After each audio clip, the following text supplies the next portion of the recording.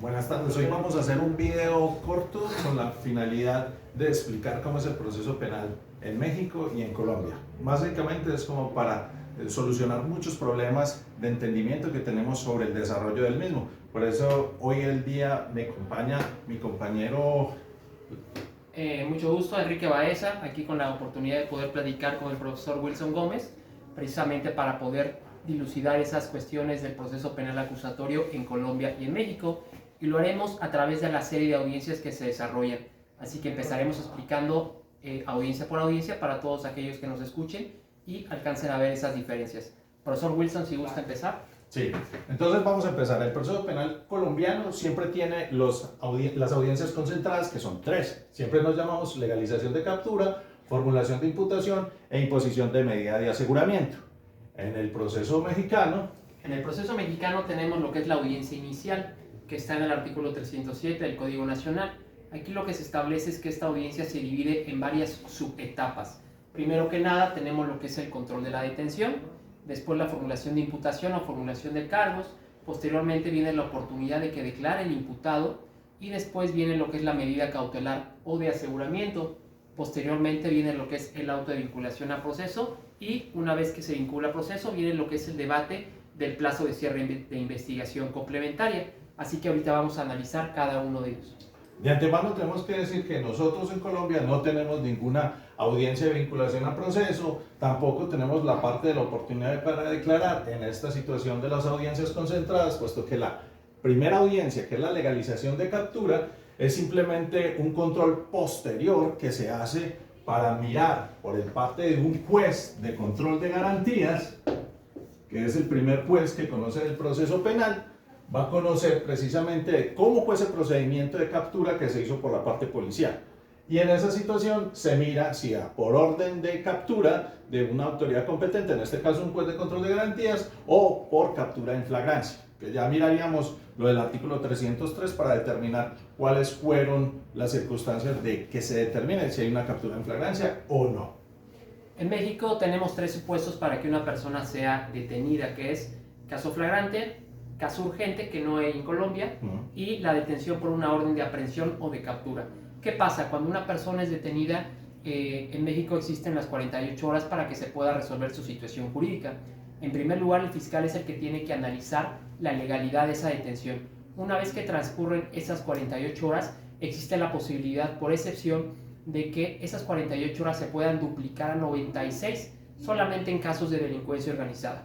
Ahora bien, una vez que culmina ese término, el fiscal tiene que resolver esa situación jurídica poniendo a disposición o judicializando el caso, igualmente que en Colombia, ante un juez de garantías.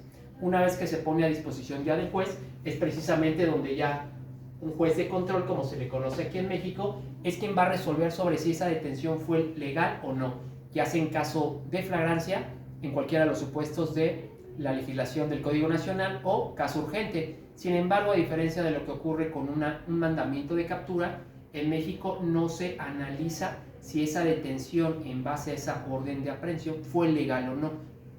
¿Cómo sería después en Colombia, profesor? Nosotros en la parte de la legalización de captura no contamos sino con un plazo de 36 horas para que sea puesto a disposición esta persona que ha sido privada de la libertad y que se lleve a cabo la audiencia de ese control posterior de legalización de captura. Se mira que se le cumplan todos los derechos de lo del artículo 303 y se mira en captura lo del 301 y también se mira un mínimo de tipicidad frente a esa situación de que sí configure o posible configure un delito para pasar ya después a la audiencia de formulación de imputación, que es la comunicación que se hace a la defensa, que se divide en dos, material y técnica, la comunicación que se le hace a la defensa material sobre por qué es que se está llevando a cabo esa audiencia de formulación de imputación, qué cargos le están imputando.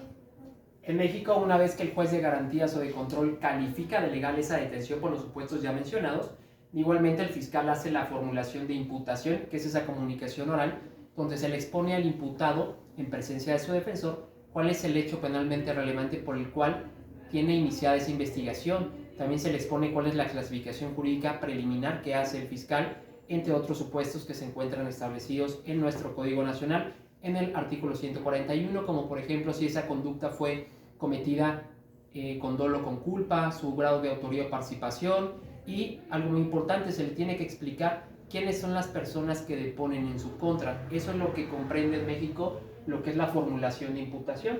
Nosotros en la formulación de imputación tenemos el primer momento para la aceptación de cargos.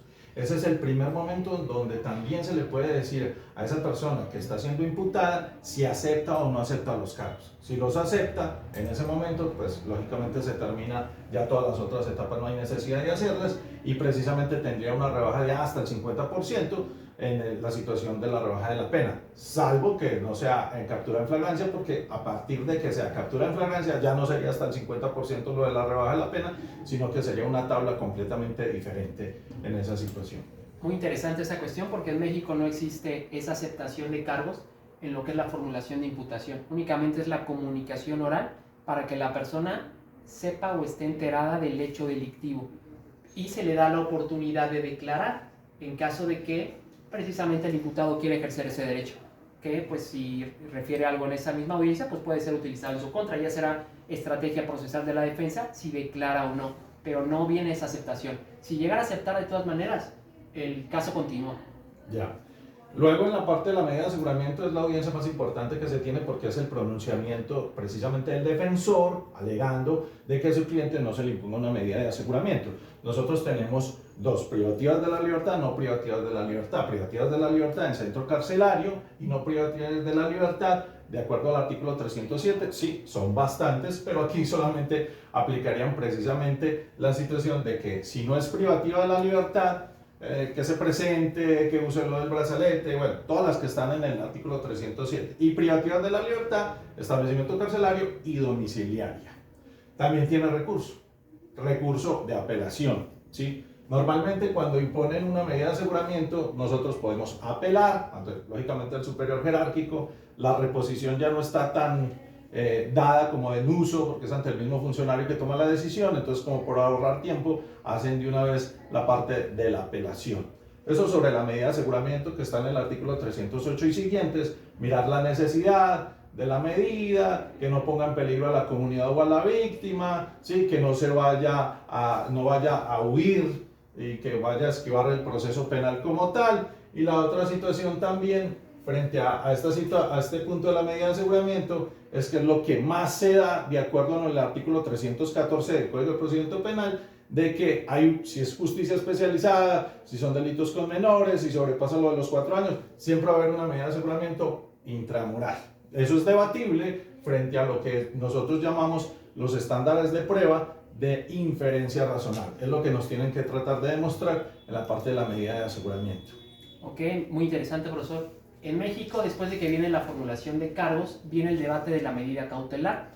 En México se establecen 14 supuestos para imponer una medida cautelar que están en el artículo 155, que se dividen en reales y personales. Y viene desde la menos lesiva, que puede ser que usted se presente aquí al juzgado o a firmar, y la última, la más lesiva, pues es la prisión preventiva. Sin embargo, cuando el fiscal solicita esa medida cautelar, tiene que justificar, igual que en Colombia o en otros países, lo que es la cautela. Yo tengo que justificar con elementos de prueba si hay peligro de fuga, si se puede entorpecer la investigación y además si hay riesgo para la víctima.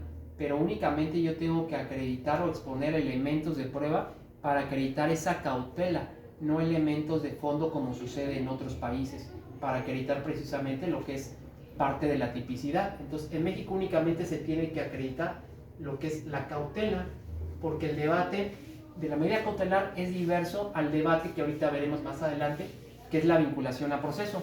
Y para abordar algo más, en México se establece lo que es la prisión preventiva oficiosa, que es algo muy debatible, que en casos de delincuencia organizada, secuestro, trata de personas, violación, entre otros, ya por ley se encuentra establecido que ya no va a haber debate en la medida cautelar. Ya cuando el fiscal formula cargos por esos delitos, la medida cautelar que impone el juez es prisión preventiva, sin debate.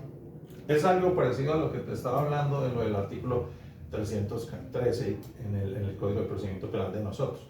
en el sentido de que si es justicia especializada, sobre el paso a los 4 años, si es delito de menores, todo eso, de por sí ya entra con una medida privativa de la libertad intramural, pero que de antemano se mira también en las alegaciones que uno hace en la medida de aseguramiento sobre la inferencia razonable. Eso sería como lo básico. Hasta ahí creo yo que sería lo de la parte, la primera parte de las audiencias concentradas de nosotros y la audiencia inicial de ustedes en el proceso mexicano. Porque de aquí viene una etapa de términos, unos términos que nosotros los consideramos en el artículo 175 y 294 del Código de Procedimiento Penal con la finalidad precisamente de establecer ya el camino del fiscal, que es uno solo, en el sentido de que acusar, ¿cierto? En ese sentido es lo que nos vamos a centrar porque vamos para juicio, es el único camino, pero también tiene la posibilidad de precluir, ¿cierto? De acuerdo a las circunstancias del 332, frente a esa situación. Eso sería como el punto de lo que viene para el proceso penal. No sé cómo... En México, profesor, para los que nos escuchan también en Colombia, después del debate de la medida cautelar viene lo que es el debate de la autovinculación a proceso, que es una figura o una subetapa que solamente existe en México, que es un control que realiza el juzgador. ¿En qué consiste? Donde el fiscal tiene que exponer el hecho, la clasificación jurídica y los elementos probatorios que tiene hasta ese momento, ya sea derivado de la detención en flagrancia o todos los elementos probatorios que usó para solicitar la orden de captura. Entonces, es el momento donde el fiscal expone todos esos elementos probatorios para justificar precisamente que existe un hecho con apariencia de delito y además la probabilidad de que esa persona sí lo cometió. Sin embargo, aquí hay una cuestión importante. Cuando la persona ya es puesta a disposición del juez, tiene la oportunidad de que se resuelva su situación jurídica en 3 momentos. En el mismo momento, que es en la misma audiencia, que es donde el fiscal en automático pasa a exponer lo que es el auto de vinculación a proceso. Pero la persona puede solicitar que se resuelva en 72 horas o en 144 horas. ¿Por qué? Para que la defensa tenga la oportunidad de estudiar todos los elementos probatorios que yo como fiscal estoy exponiendo y pueda tener oportunidad de estudiar la carpeta. ¿Qué pasa? Si el imputado se acoge o decide ejercer este derecho, 72 o 144 horas, lo que sucede es que viene previamente el debate de medida cautelar para saber si la persona va a quedar en libertad o va a quedar en prisión preventiva. Y una vez que se fije la audiencia, ya sea después de los 3 o 6 días, ahí es donde ya se va a resolver sobre la vinculación a proceso. Y nuevamente se vuelve a discutir o a imponer nuevamente la misma medida cautelar, por ejemplo, en caso de que sea un delito de prisión preventiva oficiosa. Después de esto, ya de que el juez dicta una autovinculación a proceso, viene el debate del plazo de cierre de investigación, que le llaman ustedes, si no me equivoco, instrucción fiscal o complementaria, que es donde en México se establecen 6 meses para ese plazo de cierre de investigación, donde a diferencia de Colombia, en México se establecen 3 posibilidades para resolver esa instrucción fiscal o investigación complementaria, que es acusar, dictar un sobreseimiento o la suspensión del procedimiento. Esas serían las 3 maneras en las cuales se terminaría este plazo de cierre de investigación, que en México no puede ser más de 6 meses, sea el delito que sea. Ya, porque nosotros no tenemos esa audiencia de vinculación a proceso, no tenemos esa situación frente a tener que mirar precisamente todo lo que te estaba señalando en ese punto. Nosotros, incluso desde la medida de aseguramiento, sí, nosotros podemos apelar, podemos tener también una mirada de sustituir esa medida por una domiciliaria o revocar la medida si encontramos elementos que no fueron determinados en esta audiencia y que cambian todas las condiciones del caso y no se podría imponer una medida de aseguramiento y sería entonces una parte de una revocatoria de la medida de aseguramiento. Pero esa parte, entiendo el sobreseimiento, algo sinónimo de precluir, como para entender un poco mejor la situación. Suspensión no tendríamos esa parte frente a lo que ustedes entienden como suspensión. Me gustaría que me dieras un ejemplo de qué fue lo que pasó con lo de la suspensión. ¿Cuándo se da ese momento? Por ejemplo, un caso de la suspensión del procedimiento es cuando la persona a lo mejor se encontraba sujeta a proceso penal, sin embargo fue extraditada, fue requerida por un país extranjero. Esta persona ya se encuentra en proceso, por ejemplo, en Estados Unidos. Entonces, como yo tengo como fiscal aperturada esta investigación, de alguna manera yo tengo que resolverla en alguna de estas tres formas. Entonces, como la persona no está presente, aquí no puede ser juzgada en ausencia. Entonces, lo que se decreta es la suspensión del procedimiento, hasta en tanto esta persona pueda ser retornada de este país que la requirió en su momento. Otro caso sería, por ejemplo, cuando la persona, en calidad de imputado dentro de los 6 meses de investigación, decide colaborar con la fiscalía. Entonces, ¿qué pasa si colabora? Se le puede otorgar un criterio de oportunidad. Entonces, ese es otro supuesto precisamente para que yo decrete en un momento la suspensión del procedimiento, hasta en tanto las personas respecto de las cuales declaró el colaborador sean detenidas, sean procesadas, y una vez que sean llevadas a juicio, el colaborador tiene que acudir a juicio oral, que es el requisito. Una vez que acude a juicio oral y declara contra esa persona, como ese proceso quedó suspendido en su momento contra ese colaborador, la fiscalía va a tener 15 días para resolver en su momento si archiva, si judicializa o si sigue acusando o si sobresee ese caso. Pero serían los supuestos de la suspensión. Ya, porque nosotros entendemos el archivo es simplemente que cuando inicia el proceso, ¿sí?, y no hay elementos para formular imputación, el fiscal determina archivar, ¿cierto? Y eso es un problema grande en el que se tiene en el proceso colombiano, porque eso queda en un limbo jurídico, en el sentido de que muchas veces pues el fiscal tiene la oportunidad de, si encuentra nuevos elementos, volver a abrir e imputar, ¿cierto? Si no, se queda en el archivo. El problema de eso es que muchas personas no saben que esos procesos que han quedado en el archivo siguen ahí, y muchas veces hasta se les niega trabajo o algo, porque investigan y aparece que él tiene un proceso penal, pero está archivado. Pero no quiere decir que está terminado o precluido como debería de ser en este caso, sino que simplemente está en ese limbo jurídico. Eso es un problema que tenemos nosotros precisamente frente a la situación del archivo de las diligencias, y que debería hacerse. Si hay formulación de imputación, pues lógicamente no va a haber archivo, pero si no tienen los elementos elementos materiales probatorios para formular la imputación, lo archivan, y ahí es donde empieza el problema de muchas personas frente a esos archivos que tienen de las diligencias. La parte de la acusación, nosotros tenemos un control formal acerca del artículo 337, no hay un control material acerca de la acusación. Hay un punto de un extracto de la Corte que salió hace poco sobre la situación del control material, pero no se ha determinado o no se ha materializado en el ejercicio. Entonces seguimos con el control formal de la acusación, es que se cumpla con esos requisitos. Se dice que es un acto complejo porque lo hacemos en 2 momentos: escrito y oral, que es la audiencia de acusación. Esos son los 2 puntos que se miran desde la acusación. Ok, regresando a lo que es, por ejemplo, el auto de vinculación a proceso. ¿Qué pasa si un juez de control de garantías decide no vincular a proceso? Es decir, no aperturar la instrucción fiscal. Lo que sucede es que esa investigación regresa a etapa de investigación inicial, o IP como se le conoce. Y en esa etapa, precisamente el fiscal tiene 4 momentos para resolver esa investigación, 4 determinaciones, que es abstención de investigar, cuando la conducta no es delictiva. Tiene lo que es el archivo, precisamente cuando no existen elementos de prueba suficientes, lo que se hace es, valga la expresión, dormir la investigación hasta que aparezcan nuevos elementos. Después viene el no ejercicio de la acción penal, y precisamente el último supuesto es el criterio de oportunidad. Estas son las 4 formas en las cuales se puede resolver esa investigación ya en campo del fiscal, hablando de un caso no judicializado.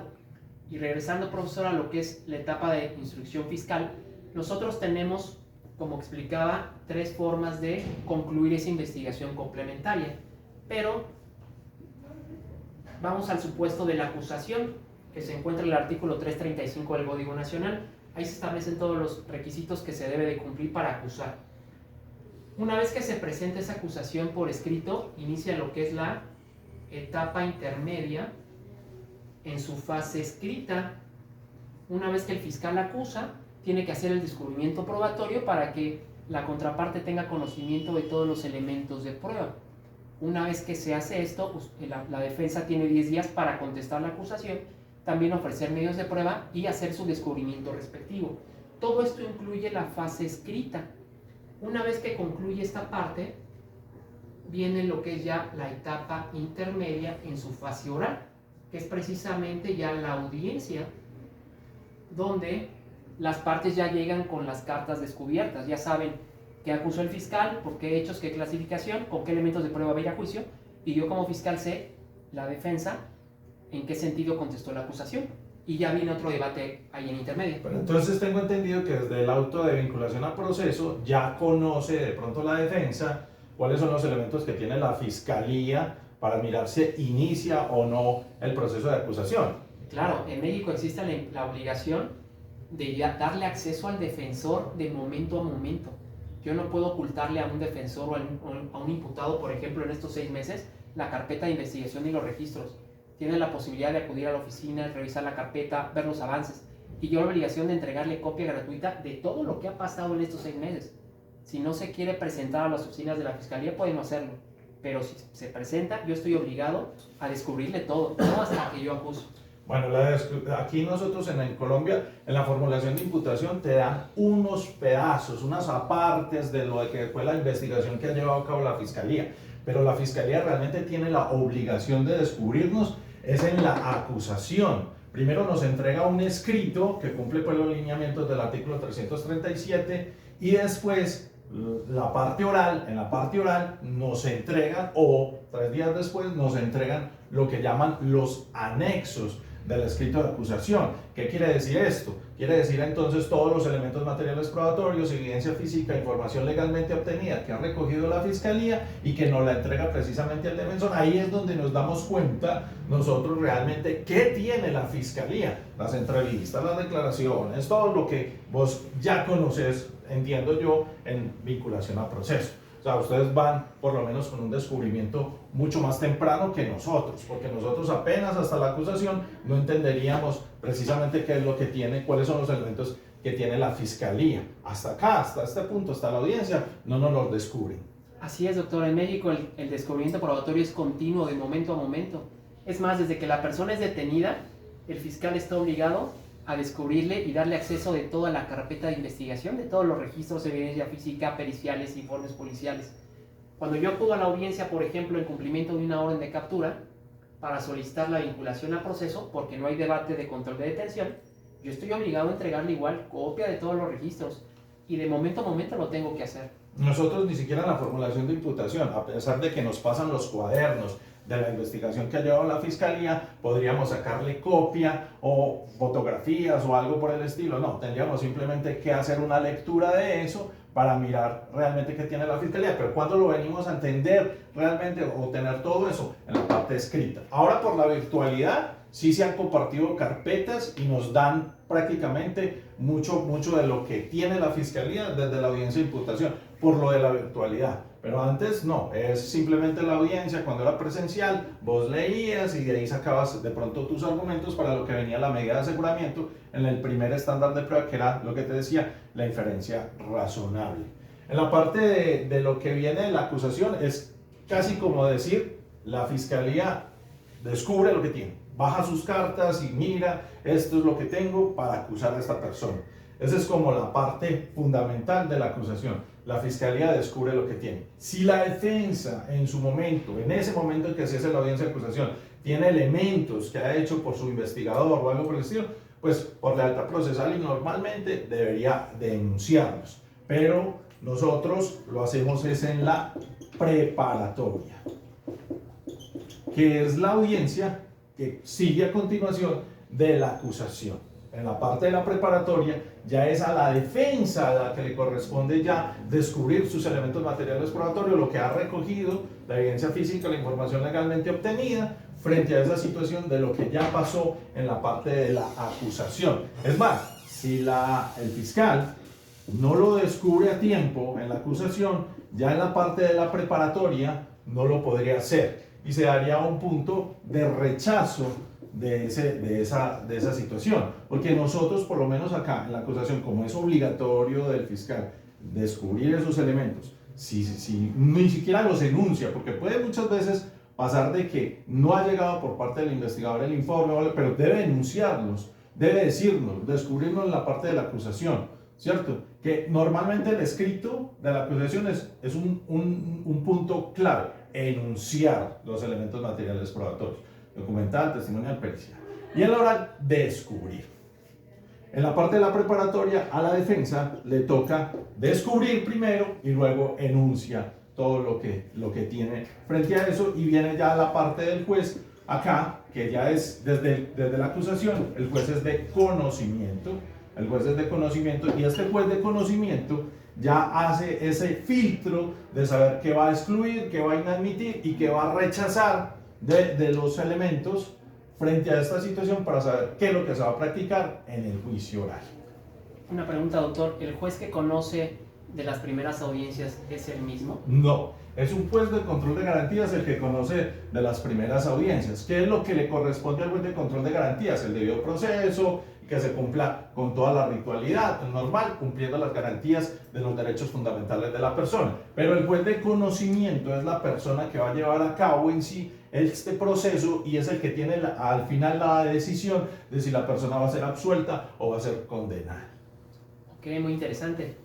En México, como explicaba, una vez que se presenta la acusación de manera escrita, la defensa tiene 10 días para poder contestarla y también ofrecer los medios de prueba. En todo ese lapso, que es la etapa o fase escrita de la etapa intermedia, ahí es donde las partes tienen que descubrir sus cartas y hacer el descubrimiento probatorio, precisamente para cuando lleguemos a la audiencia intermedia, ya las partes conozcan la acusación, la contestación de acusación. Si hay víctima, por ejemplo, una vez que se acusa, la víctima tiene 3 días para también ofrecer los medios de prueba que considere y solicitar ser coadyuvante en la acusación. Una vez que pasa toda esta fase escrita, llega la audiencia intermedia, que precisamente se fija dentro de los términos establecidos en la ley, en el artículo 340 del Código Nacional, si no me equivoco, que es entre 40 y 60 días. Y una vez que se fija la audiencia intermedia, ahí viene otro debate, precisamente, que es primero hacer una exposición resumida de la acusación. ¿Qué es lo que pasa en la práctica? Que el fiscal expone hechos, clasificación jurídica y enuncia elementos de prueba con los cuales va a acudir a juicio. Después viene precisamente un apartado que es de incidencias o excepciones. En caso de que las partes tengan ahí alguna cuestión accesoria que debatir, una incompetencia, una cosa juzgada, entre otros, un non bis in idem, por ejemplo, ahí es la oportunidad para debatirlo. Después viene precisamente lo que es verificar si se cumplió el descubrimiento probatorio, para saber si el fiscal le descubrió a la defensa y viceversa. Después vienen los acuerdos probatorios, para saber sobre qué hechos las partes van a acordar, cuestiones que ya no tiene caso debatir en la audiencia de juicio oral. Después viene la parte de exclusión de medios de prueba, que están en el artículo 346. Ahí vienen todos los supuestos por los cuales se puede excluir un medio de prueba, que sería como el género, y los subespecies sería, por ejemplo, que sea un medio de prueba dilatorio, sobreabundante, que sea nulo, que sea ilícito, que sea ilegal, entre otros. Y después de esto ya viene lo que es precisamente el auto de apertura a juicio oral, que es la resolución que dicta el juzgador dentro o al final de la etapa intermedia en su fase oral. Pero importante, el juez que conoce de estas primeras audiencias es el mismo que conoce de la audiencia intermedia. Es el mismo juez de control, tiene que ser el mismo. En caso de que esta causa llegue a juicio oral, aquí es donde este juez de control remite los autos, que es el auto de apertura a juicio oral, al juez de juicio oral. El juez de juicio oral recibe lo que es el auto de apertura, que es el resumen de toda la audiencia intermedia, y ahí va a saber el juez de juicio oral sobre qué hecho se va a debatir el juicio, la clasificación jurídica y todos los elementos de prueba que va a llevar tanto fiscalía como defensa. Entiendo. Nosotros aquí en la preparatoria lo que hacemos es mirar también sobre lo de la parte de los medios de prueba, qué es lo que se va a rechazar si no se descubrió oportunamente, qué es lo que se va a inadmitir si no es conducente, pertinente, útil ¿sí? De acuerdo al artículo 373 en adelante, y también si se excluye, si la prueba es ilícita o es ilegal. En esta preparatoria también tenemos una posibilidad de hacer precisamente lo que pasó en la formulación de imputación, aceptar cargos. Es el segundo momento que puede precisamente en el proceso penal el tipo decir, bueno, vamos a aceptar cargos, y esa situación se daría en la preparatoria. Es el segundo momento. También en la preparatoria, creo que ustedes tienen esa parte, hacemos estipulaciones probatorias, es decir, tenemos puntos que vamos a abordar acerca precisamente de lo que no se va a discutir en juicio, porque lo vamos a dar ya por sentado frente a eso. Ustedes le tienen, creo que, otro nombre a esa situación. Correcto, doctor. En México se llaman acuerdos probatorios. Acuerdos probatorios. Que son acuerdos sobre hechos, pero tienen que estar sustentados en datos de prueba o elementos de convicción, ¿no? La misma situación. Aquí nosotros hablamos es de estipulaciones probatorias. Esa es la situación de lo que se da. Y aquí ya se determina, tanto el juez mira si se rechaza, se inadmite o se excluye, tanto lo de la fiscalía como lo de la defensa, para saber qué es lo que realmente se va a practicar en el juicio oral. Eso es como todo la parte del resumen, porque ya aquí llegaríamos al juicio oral y sería el mismo juez de conocimiento que llevaría a cabo la parte del juicio oral. No habría otro juez que llevaría a esta situación.